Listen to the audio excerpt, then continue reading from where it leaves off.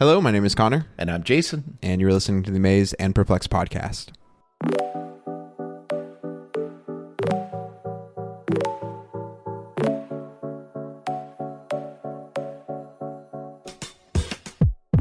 Hey, welcome back. Welcome to the podcast. And we today are spending some time with Jesus, and Jesus has selected a smaller crowd. We're in Matthew 17, and the title there in most of our English translations are the Transfiguration. And so thinking back, Jesus had a conversation, if you've tuned into the last episodes or read your Bible in the previous chapters. We were in Mark 8, which is a corollary, which Mark 9 runs right beside Matthew 17. But it is that idea of Jesus had an interaction with his people, and he was like, "Who do people say I am?" They said, "You're Jesus." And then he says, "Hey, I'm going to be killed." And Peter's like, "You're not going to be killed." And he says, "Get behind me, Satan." And then they have the last episode. We were just, I can't remember the specifics, honestly, but just we were discussing that end piece of basically, do you understand where this is going kind of thing? Mm-hmm. And now we have this. And one of the things I like about this is the first words here is after 6 days. I do like in kind of framing this, and then I want to hear from you, Connor, what you were thinking about when you're thinking about this text. But his last recorded address to Peter before this sentence. Now, Peter's there in the crowd, but his last direct address to Peter was, "Get behind me, Satan." Mm-hmm. You're not speaking of the things of God.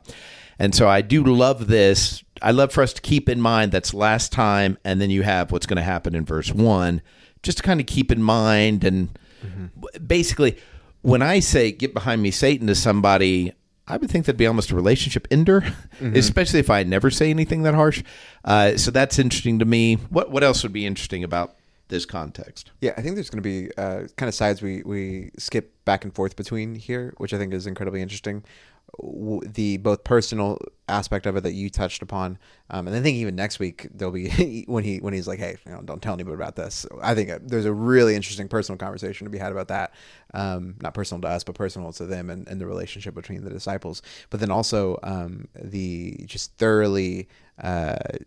This is going to sound odd the way I'm going to say this, Jewishness of this story and of this passage. There's both the personal, like you talked about, of Jesus choosing and selecting these men to accompany him, but then there's also so many connections back to the Old Testament. There is the reality that the voice of God is now audibly being heard over Jesus. And so much of what we talked about in the previous week, a couple weeks, is Peter not fully understanding what it means when he says that you are the Messiah. And this is both God and Jesus, the same, beginning to also reveal, not even just reveal, to show the disciples, hey, what you think when you say Messiah, there's even more. There's even more than you realized before. Yeah, absolutely. Yeah, and that's an interesting thing because Peter's the hero of the story when he says, "You're the Messiah, the Son of the living God." Mm-hmm. And he's like, "Yeah, that wasn't revealed to you by men," Jesus' response, "but God, you got that from God." It's like, wow, he's the head of the class. And like, I don't know how much longer after that, but within a short span of time, it's like, Peter's like, "Hey, come here, Jesus." And he's talking. And then Jesus turns to the apostles and then to Peter, "Get behind me, Satan." And then he has this long conversation about giving up your life and discipleship and all this. And so it's interesting. Yeah, that's what I'm looking for, is the timing, the connection, and then all the things you reference, the history, the Jewishness of the situation. The Jewishness of the situation. The Jewishness of it all. Yeah, I think I'm going to read today, and then we'll flip things up, and we'll let you do first. We'll let you go first on what amazes you. Outstanding. After 6 days, by the way, this is Matthew 17. After 6 days, Jesus took with him Peter, James, and John, the brother of James, and led them up a high mountain by themselves. There he was transfigured before them. His face shone like the sun, and his clothes became as white as the light. Just then there appeared before them Moses and Elijah talking with Jesus. Peter said to Jesus, "Lord, "It is good for us to be here. If you wish, I will put up 3 shelters, one for you, one for Moses, and one for Elijah." While he was still speaking, a bright cloud covered them, and a voice from the cloud said, "This is my son whom I love, and with him I am well pleased. Listen to him." When the disciples heard this, they fell face down to the ground, terrified. But Jesus came and touched them. "Get up," he said. "Don't be afraid." And then they looked up, and they saw no one except Jesus. So, Jason, what amazes you? I think the part where there's a couple things. The Transfiguration, I'm asking myself a question, so I'm double dipping, but I'm asking myself a question. What's the difference in the Greek between transfigured and transformed? So that'd be something interesting, maybe potentially interesting to know. And it's defined what they're saying because his clothes shine. I think I am amazed by Peter's resilience. I don't know how you would hear. There's no record. Something had to happen between the 6 days. You know what I mean? So it says, "Get behind me, Satan." 6 days passed.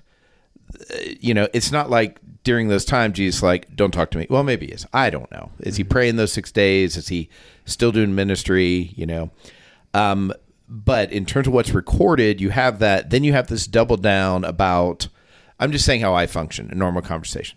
If I say, "Hey, here's a great thing, we should pray," and then if you answered with number 1, "Get behind me, Satan," and then said to a larger crowd who weren't all apostles like me, so I would, in my humanness, would think lesser folk, and then you say, "Hey, if you're not willing to give up your life, you're going to lose it, and you're going to be a disciple," and all these kind of things that he said before, I would consider that stinging. And then Jesus singles out Peter, James, and John, and I don't think we've got to the part yet. Have we got to the part where James and John asked to be seated beside him? We haven't got there yet, but that air has to be there. I don't know what the feeling was about Peter leaving Andrew behind. Like, did he feel at all guilty? It's just a lot of mixed emotions. But for him, when he sees Moses and Elijah, that's another thing. If you, I don't know, pick the greatest whatever, from history that I just think are amazing in any category, and they're suddenly alive in front of me, I would think I don't know what my response would be, but I think that's pretty quick thinking on Peter's part to think we need to honor these men. And I see in Peter's heart, to the degree that he can esteem value and significance, to equate Jesus with Moses and Elijah, people that have been lauded his whole entire lifetime by every single person he respects. That is really good. Like when you're a leader and you do it all the time, like you're paid to do it all the time, one of the biggest things is you're like, "Man, will somebody else show initiative?" And I'm like, I really honor his initiative here. Now I get it. It was short-sighted because of our understanding, but from where he was, I mean, good on you. Good on you not to be, what do they call it now? I hate saying this word, but butthurt. Good on you not staying with that insult. And understand, I think Jesus was right in telling Peter, "You're thinking not like God right now. You're not thinking like God right now." That's how they do it in English, right? Yeah. You're not thinking it like God right now. You were before when you said I'm the Messiah, but you're not now. You need to clean that up. And then I want you to be able to imagine a world where you would be willing to give up your life so that you could find real life. So the message wasn't just for Peter, but it was for Peter. And for him to adjust, I don't know. I'm amazed by him there. Yeah, man, I think that as you were saying that, I was trying to kind of run through the Gospels in my mind, and like I really can't think of too many examples where Peter sulks. Where like my natural reaction would be to sulk in this sort of thing. I'm like, right. Fine then, Jesus. If I'm so bad, then and obviously I would have more sophisticated language behind that feeling, or at least I would pretend like I did. And one of the things I do wonder, why is Peter special, and why is he singled out so often? And like I do wonder if that characteristic of like, geez, Peter's going to keep swinging. There's a famous quote from a esteemed basketball player like Dion Waiters, who said he'd rather shoot 0 for 30 than 2 for 16, because if he shot 2 for 16, that means he quit. That means he gave up and he stopped believing in himself. And there's like a little bit of that with Peter, where he's like, he's gonna get his shots up. He's not gonna pass up an open look. And there's a part where that is so not me, that I kind of do appreciate that. And I think about what it would feel like. So the exact words that Peter says, when Jesus asks him, "Who do people say the Son of Man is?" Peter says, "Some say John the Baptist." Oh, sorry, I skipped that. When Jesus says, "But what about you? Who do you say I am?" Simon Peter answered, "You are the Messiah, the Son of the living God." And then jumping back into 17, the voice of God says, "This is my son whom I love. With him I am well pleased. Listen to him." And I think about what it would feel like. Like there are times where like I feel like something I said like came from God. Like that was not of me. That was good. That was fully of God. And I'm like so thrilled that I got to be a part of that. But if I then heard like an audible, like almost echoing of exactly what I had said as like direct confirmation, it's like, man, I feel like I could feel every pore of my skin and every hair stand on end at just what that would be like. Because like if you say something to me that's just really life giving, like, man, Jason, I think that was of God. Like I think that would be meaningful to you. But then if like 6 days from now, a week from now, there was like direct confirmation from a thundering cloud that is also bright, like, which I don't even know what that means. That'll be my side perplexion. That was like, no, Jason, like that word was directly from me. Like that would be a pretty crazy feeling. Oh yeah. That level of affirmation, I hadn't thought about it that way, would be so high. And it is. I this is where I acknowledge, man, Peter's a lot different than me. Like his personality, if you were to take an Enneagram or Myers-Briggs or whatever, we would assess a lot differently. And I like that. I like knowing that, and I like knowing, and we're also the same. The difference is I would quit at 16, using the waiter's example, at 16 attempts. If I was only hitting 2, I would just focus in on, man, I'm going to be a better passer, better assist, person. But I'm grateful for the people that are like, nope, I'm throwing up 30. And part of that's like, that's not your personality. So there would be like, there's a hint in which I know we're stretching the basketball metaphor here quite a bit, but it's also like, okay, man, I just don't have tonight. So I can do other things to help facilitate. Right. Where it's like, you kind of wonder with Peter if there's a sense of like, Peter's good at a couple things. And he's like, I've got to hit my couple things. Like, I've got to push forward. And even now I'm thinking, and this will just take us too far afield, but I'm thinking in the book of Acts, like there is even a little bit of that with Peter, where it's like, no, this is like, I've got my skill set, and like you guys are. I mean, this. I complimented Peter. Now I'm coming back to some criticizing, or maybe even not criticizing, but it's that Kobe Bryant. Like, you're going to fit the team around me. You're going to build the team around me. You're going to clear out and let me go. But maybe I think I stretched that metaphor a little too far. I have long wondered. I've just long wondered if Luke had spent a lot of time with Peter or around Peter.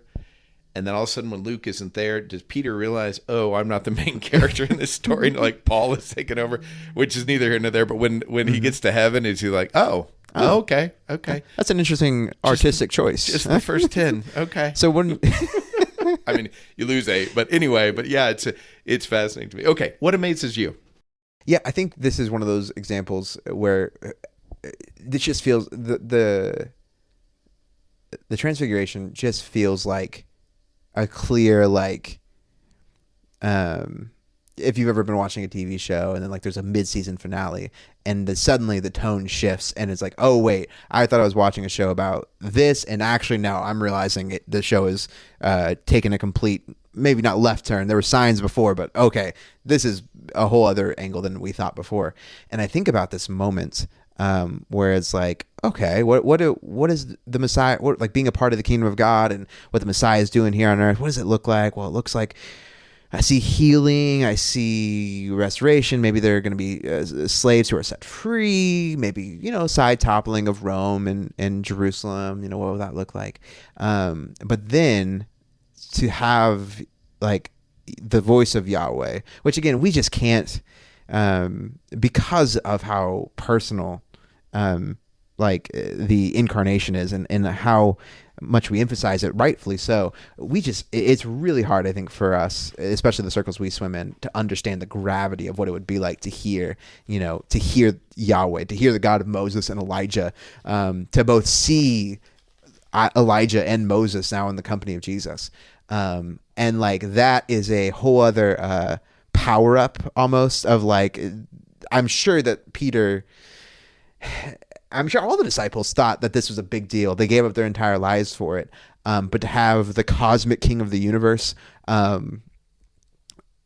who they have heard of the story of Isaiah in the throne room, and they've heard of what it was like to hear the voice of God and what it did to Isaiah, to have they had so much of a better understanding of the Old Testament than I do. All these examples would pop up of moments where the voice of God thundered, and then to be like, oh my gosh, like I am one of these people and I'm hearing it. I just feel like it's such a there's such a delineation between the before and after that. Maybe I'll be perplexed in a week where I'm like, how does that not change everything?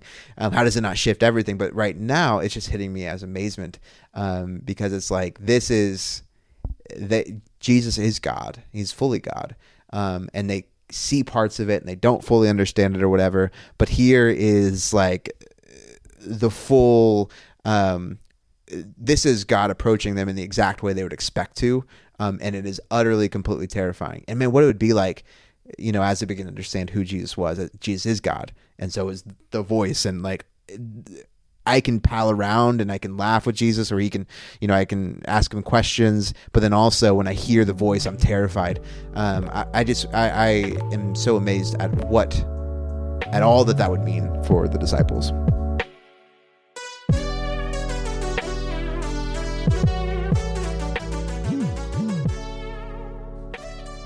I love that picture, the mid-season finale dynamic, and the part of this speaks to something that we've said many, many times on Amazed and Perplexed. It's the idea of, don't think if Jesus was here in the flesh with you, that it would all clear up. Don't think if he was here in the flesh with you that all of a sudden you'd just be a different person.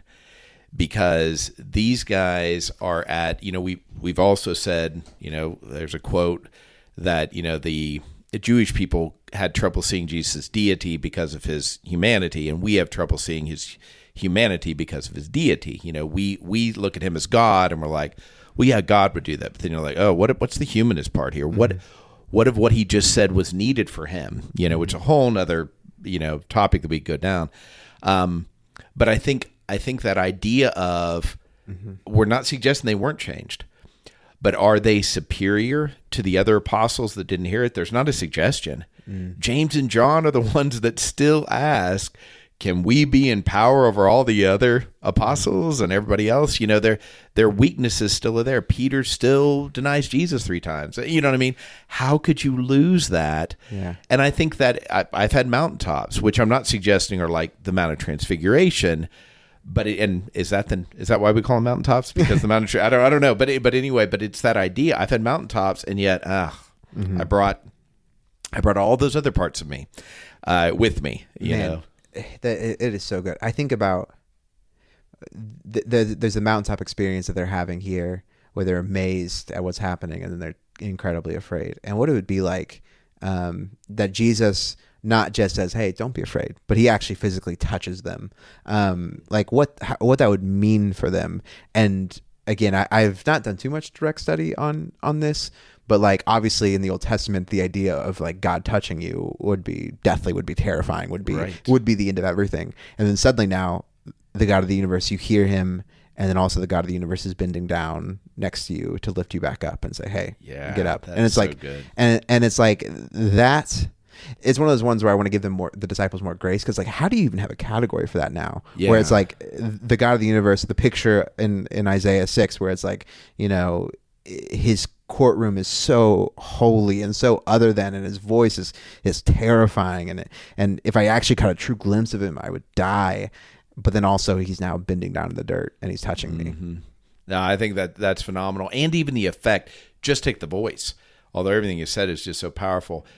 But his voice, it wasn't just that it was louder, but I can't explain a lot more than that. I mean, I guarantee you, if we had an audiologist, somebody that just thinks about it, even like, who's the guy that sang the national anthem, Puth?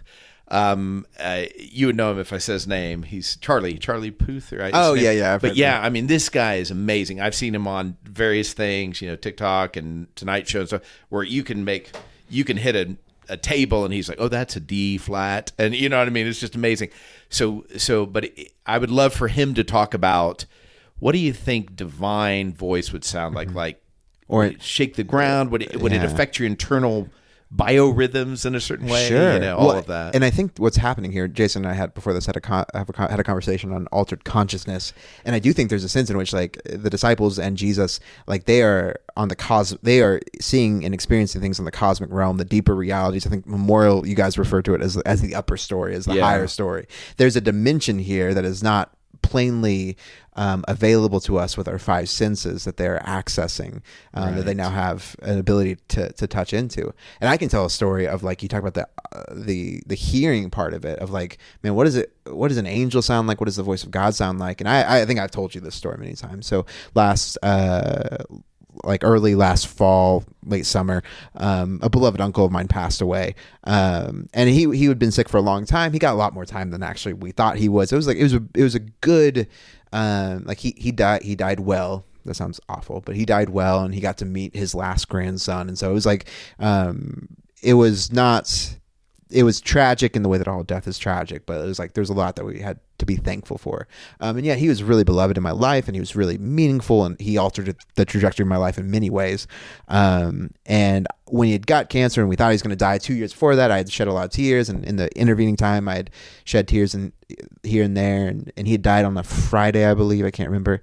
And I had not really had a moment to cry, but then on a Sunday morning in church, we were singing the song At the Altar, which I don't know have you heard that song, Jason? Oh, the name of the song? At the Altar. Have you heard the? I don't know that I have. It's really good. It's called At the Altar. It's basically a song about the woman washing Jesus' feet, and it's really, really good. I'd highly recommend it to anybody listening. And like, I was holding my daughter, we were singing, and I was getting choked up. And like, I was trying to sing, and I just could not sing, could not get it. And my daughter, who I love to hear sing, does not yet have my wife's singing ability, just quite yet. And she started singing in my ear, and I can't tell you if she hit every note perfectly, but it sounded in another way, on another wavelength, on a different plane of existence. It sounded perfect. And can I say for 100% certainty that wasn't there were God singing in my ear through my at the time 4-year-old daughter, or an angel, or I can't say that for sure. But I also want to be of the place of like, there was a higher story. There was something deeper happening there beyond just my daughter's vocal cords vibrating in a specific way. I heard something beyond that. Yeah.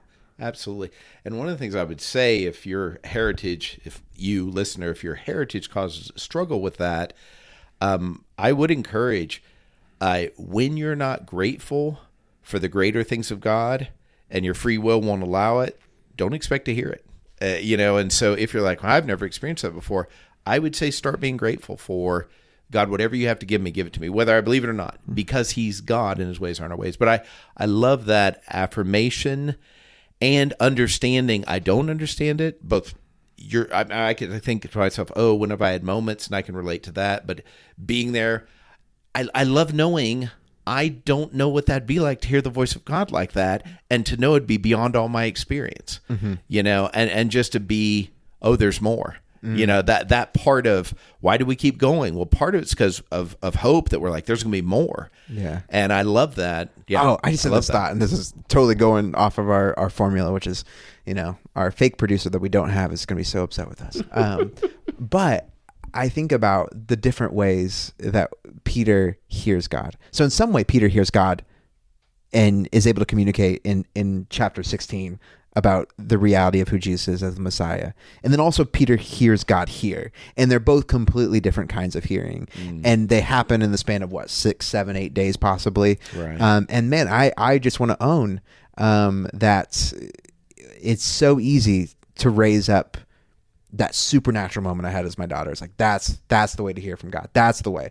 Or it's a way, or, a few times I felt this thing in the back of my head that moves me to a scripture that I can give to somebody, and it just speaks perfectly into their life. I'm like, no, that's the way to hear God. And it's like Peter experiences both of these. Peter equally hears from God in 16, and he equally hears from God in 17. Yeah, that's so good. Hey, I want to jump quickly into what perplexes me. Luke writes about this too, and Luke includes a data point that I think is really interesting. It's in Luke chapter 9:30. Luke 9:30. Two men, Moses and Elijah, appeared in glorious splendor talking with Jesus. They spoke about his departure, Exodus, his departure, which he was about to bring to fulfillment at Jerusalem. So it's not just that they're there doing a cameo. There is a conversation that Peter and them have. Now, I don't know how long it lasts. There's a sense, too, if you put all, Matthew, Mark, and Luke together around this, you get a more detailed sense of, they are struck and they're blinded and what happens. And then you have a sense, are they touching eternity? In other words, are Peter, James, and John experiencing a few seconds, but they have a few hours worth of conversation in that dynamic, which would be timelessness, and that's a whole nother metaphysical consideration. But I find it interesting, and this is my perplexion, why bring them there? Why bring them there? Why bring them there? Why tell them not to talk about it? That means when they come down the mountain, they're going to be, including his brother, Peter's brother, Andrew. He's not going to tell him. Why do this? Why not? I mean, to me, I'm like, this is where you call the 5,000 and the Pharisees. And you're just like, look. And I know that I can reason it out in the sense that God doesn't want us to be converted because of the miraculous and the unexplainable. He wants us to be, there's always something unexplainable about being in a relationship with God. But he wants us to be able to take with our autonomy, our free will, and say, here's the message. Will I accept him as my Savior? Not, will I be wowed the rest of my life? Will I be impressed? Jesus clearly is not about that, or he just would have done something miraculous all the time, including come off the cross and say, look, I can do it, and then put himself back on. But he humbled himself, and there's so many implications of that, but there is that perplexion to me, and it's ongoing but specific in this case, about he has this incredible conversation. Would we not be blessed to hear Moses say, hey, here's what I learned from the Exodus, and Elijah to say, hey, here's what I learned from being whisked away, in this fiery chariot kind of thing, and that it's one of those things where God gives this tiny look and we don't get any more, and I'm like, I want more, and I want more for them. Man, yeah, no, it is really good. And that question of why, I think that's a great perplexion, and I share it with you. You said something about is this a few seconds? Is it touching into eternity? And I do think, and this is taking maybe a little bit out of our step of amazed and perplexed, and touching on a little bit more knowledge than what we try to do when we come to the text. But I think there are a lot of direct parallels between, and again, I did not know we were going to be having this conversation about the Transfiguration when we talked about altered states of consciousness and what we talked about before this, we started recording. But one of the questions, that why question of what does it mean, leads me to another question of what and why and what is happening in the life of Jesus. And that's the thief on the cross, where Jesus says, today you will be with me in paradise. And what does that mean? What does it mean for somebody to be in paradise? What does it mean for somebody to be with Jesus in that moment, in paradise? And we know throughout the scriptures that there are other times where people are in paradise. The Greek word paradise is it's garden. And if you're talking about the garden and you're Jewish 2,000 years ago, there's really only one garden you're talking about. And so what I'm wondering and what I'm moved by here is I love the idea that this was just a few seconds. It was just a few seconds, and then they come down from the mountain and the disciples were like, did you guys do anything? Or I mean, we know there's a little bit longer than that, but they come back and they're just completely utterly shocked. Like, no, you don't understand. I'm like, yeah, but you were only gone. What could have happened in that amount of time?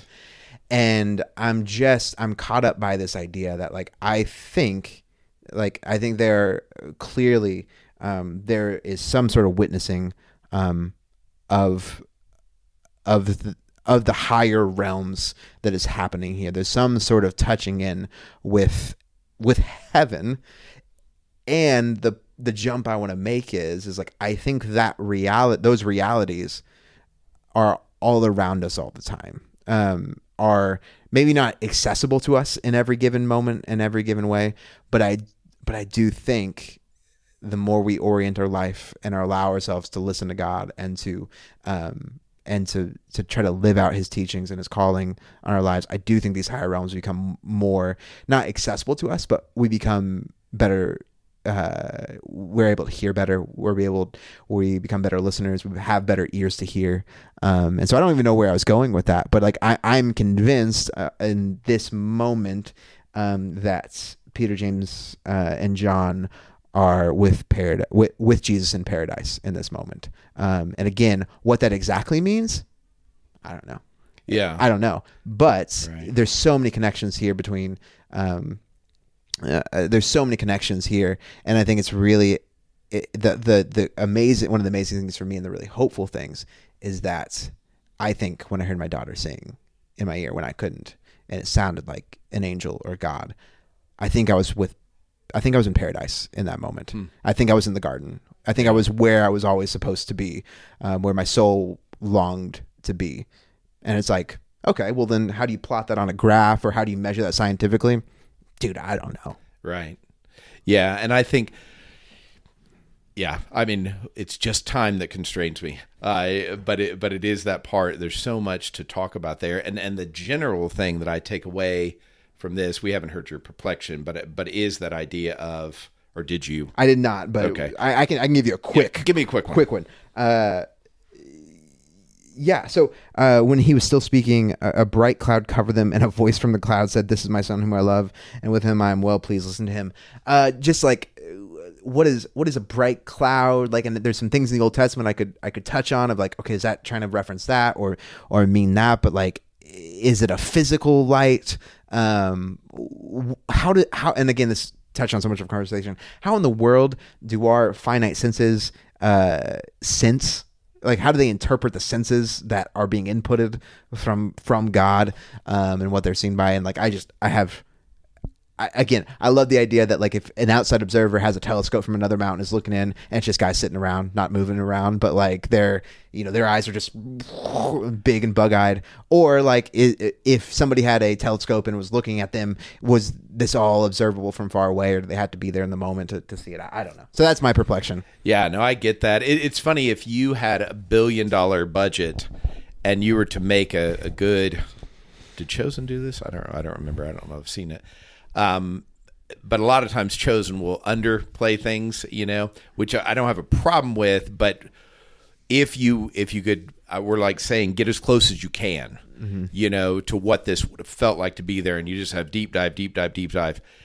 It wouldn't just be a voice, This is consuming. It is, it is paradise touching earth in a real way. It's heavy. It's heavy. It's all encompassing. It is, the voice has an effect on everything that it encounters. I think if you've sorry, I know you gotta go, so I'm gonna stop right there. Well, it's in a real way, friends, I've got to go meet somebody else. But yeah, I mean, it's just such a cool. Here's what I love, and I love so many of our episodes, our time together in general.